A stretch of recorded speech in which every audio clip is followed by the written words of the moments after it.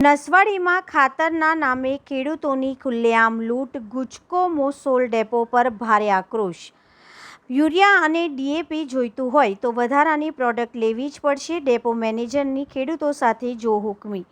મોંઘા ભાવનું બિયારણ, હવે ખાતર માટે કલાકો સુધી લાંબી લાઈનો, છતાં ખેડૂતો લાચાર। આધાર કાર્ડ અને 7/12ની નકલો હોવા છતાં તોછડું વર્તન। તંત્ર કેમ આ ખાડા કાન કરી રહ્યું છે? ચોમાસાની શરૂઆત થતાં જ જગતનો તાત ખેતીના કામોમાં પરોવાયો છે, ત્યારે છોટાઉદેપુર જિલ્લાના નસવાડીમાંથી ખેડૂતોની લાચારી અને તંત્રની ઘોર બેદરકારીનો એક સળગતો કિસ્સો સામે આવ્યો છે। નસવાડી એપીએમસી માર્કેટયાર્ડમાં આવેલા ગુજકો મોસોલના ખાતર ડેપો પર ખેડૂતોને ખાતર આપવાના નામે ખુલ્લેઆમ લૂંટ ચલાવવામાં આવી રહી હોવાના ગંભીર આક્ષેપો ઉઠ્યા છે। ખેતીની હજુ તો શરૂઆત થઈ છે, ત્યાં જ ખેડૂતોને આવી કપરી પરિસ્થિતિનો સામનો કરવો પડી રહ્યો છે। નસવાડી તાલુકામાં ખેતીની સિઝન જામી છે। ખેડૂતો પોતાના ખેતરોમાં યુરિયા અને ડીએપી ખાતર નાખવા માટે વલખા મારી રહ્યા છે, પરંતુ નસવાડી એપીએમસી ખાતે આવેલ ગુજકો મોસોલના ખાતર ડેપો પર ખેડૂતોને ભારે હાલાકી ભોગવવી પડી રહી છે। એક તરફ ખેડૂતોને ખાતર મેળવવા માટે કલાકો સુધી કાળઝાળ ગરમીમાં લાંબી લાઈનોમાં ઊભા રહેવું પડે છે, તો બીજી તરફ ડેપો મેનેજર દ્વારા ખેડૂતો પર બળજબરીપૂર્વક લીક ઇન પ્રોડક્ટ્સ થોપવામાં આવી રહી છે। ખેડૂતોના જણાવ્યા અનુસાર જો તેમને યુરિયા કે ડીએપી જોઈતું હોય તો તેની સાથે ₹600 અને ₹150 વાળી અન્ય બિનજરૂરી પ્રોડક્ટ ખરીદવા માટે મજબૂર કરવામાં આવે છે। જો કોઈ ગરીબ ખેડૂત આ વધારાની પ્રોડક્ટ લેવાની ના પાડે તો ડેપો મેનેજર દ્વારા તેને ખાતર આપવાનો સાફ ઇનકાર કરી દેવામાં આવે છે।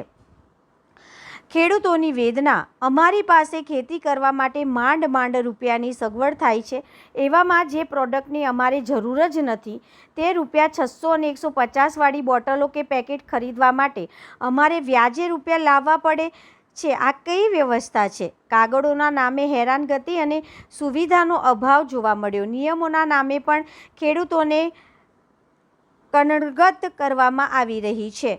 ખાતર લેવા માટે ખેડૂતોએ પોતાની સાથે આધાર કાર્ડ તેમજ જમીનના 7/12 અને 8 નકલો સાથે લાવવી પડે છે। જો આ નકલોમાં નામ સહેજ પણ વિસંગતતા હોય અથવા નામ ન હોય તો ડેપો મેનેજર દ્વારા ખેડૂતોને ખાતર આપ્યા વગર જ પરત ધકેલી દેવામાં આવે છે। આટલું જ નહીં, કલાકો સુધી લાઇનમાં ઊભા રહેતા ખેડૂતો માટે ડેપો પર છાંયડાની કે પીવાના પાણીની કોઈ સુવિધા ઉપલબ્ધ નથી। વળી ડેપો મેનેજર દ્વારા જગતના તાત સાથે અત્યંત તોછડું અને અપમાનજનક વર્તન કરવામાં આવતું હોવાથી ખેડૂતોમાં ભારે રોષ જોવા મળી રહ્યો છે। તંત્રની ભૂમિકા સામે સવાલો, શું મોટા વહીવટ ચાલી રહ્યા છે? નસવાડીના ખેડૂતો આજે આક્રોશ સાથે સવાલ પૂછી રહ્યા છે કે ખાતર વિતરણ વ્યવસ્થા વિભાગના અધિકારીઓ આ ડેપોની મુલાકાત કેમ લેતા નથી? શું આ પ્રકારની કાળાબજારી અને બળજબરી પાછળ કોઈ મોટો આર્થિક વહીવટ ચાલી રહ્યો છે? ખેતીની શરૂઆતમાં જ જો ખેડૂતો દેવાના ડુંગર નીચે દબાઈ જશે તો તે આખું વર્ષ કઈ રીતે ગુજારો કરશે? હવે જોવાનું એ રહ્યું કે ખાતર વિતરણ વ્યવસ્થા વિભાગ અને ઉચ્ચ અધિકારીઓ ક્યારે કુંભકર્ણની નિંદ્રામાંથી જાગશે અને નસવાડી એપીએમસી માર્કેટની મુલાકાત લઈને આ જો હુકમ બંધ કરાવશે। રિપોર્ટર રાકેશ તડવી, નસવાડી, છોટાઉદેપુર જિલ્લાના નસવાડી તાલુકામાં સવારથી ખેડૂતોની લાઈન ખાતર લેવા માટે લાગેલી।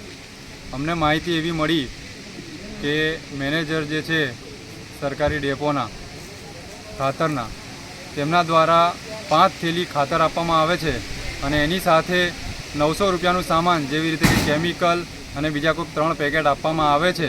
એ માહિતી મળતા જ અમે આ ડેપોની મુલાકાત લીધી ત્યારે અમને જાણવા મળ્યું કે એમની જે એજન્સી છે એમના દ્વારા સૂચનો કરવામાં આવેલા છે કે 5 થેલી ખાતરની સાથે આ ₹900નું સામાન તમારે ખેડૂત ઉપર આપવાનું, એટલે સીધો બોજ ખેડૂત ઉપર પડે છે। એ માહિતી મળતા અમે આજે અહીંયા ડેપો મેનેજરને રજૂઆત કરી ત્યારે અમને જાણવા મળ્યું કે સરકારનો આવો કોઈ પરિપત્ર નથી, સરકાર દ્વારા આવું કોઈ જાહેર કરવામાં આવેલું નથી કે 5 થેલી ખાતરની સાથે આ સામાન જોડે આપવાનું, પરંતુ આ ફક્ત ને ફક્ત કંપનીઓ દ્વારા આવી રીતે ખેડૂત ઉપર બોજ નાખતા અમે અહીંયા રજૂઆત કરતા અમારી રજૂઆત ધ્યાને લઈ અને આ મેનેજર દ્વારા અમને ખાતરી આપવામાં આવી છે કે ફક્ત ખેડૂતને 5 થેલી ખાતર આપવામાં આવશે, તેના સિવાય કોઈ વધારાની વસ્તુ આપવામાં આવશે નહીં। અને અમારી રજૂઆત બાદ જે લોકોએ આ 5 થેલી ખાતરની સાથે 900 રૂપિયાનું સામાન લીધેલું હતું એ આજે મેનેજરે પરત લીધું છે અને એમની જોડેથી જે 900 રૂપિયા લેવામાં આવેલા એ 900 રૂપિયા પરત આપવામાં આવેલા છે. એડવોકેટ નોફિલ મેમણ, છોટાઉદેપુર જિલ્લા યુથ કોંગ્રેસ પ્રમુખ.